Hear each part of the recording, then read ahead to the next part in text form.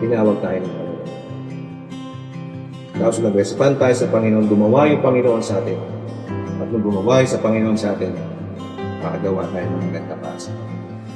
What gift of grace is Jesus my Redeemer?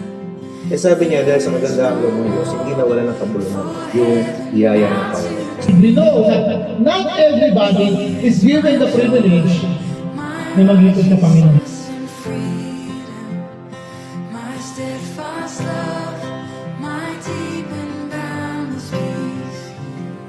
Narating yung time, uuwi tayo sa Panginoon. Kaya mapalad tayo, bakit? Kasi kahit bahagi tayo ng konti, minahal ka ng Diyos. Meron tayong Diyos na nag-comfort sa atin. Meron tayong Diyos na nag-encourage sa atin na alam natin He's in control of everything.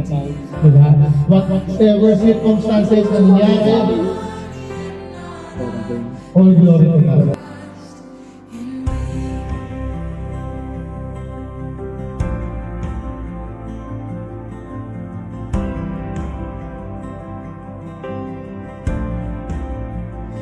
The night is dark, but I am not forsaken. For by my side, the Savior, He will stay. I labor on in weakness and rejoicing. For in my need, His power is displayed. To this I hold, my shepherd will defend me. Through the deepest valley He will lead. Oh, the night has been won, and I shall overcome. Yet not I, but through Christ in me.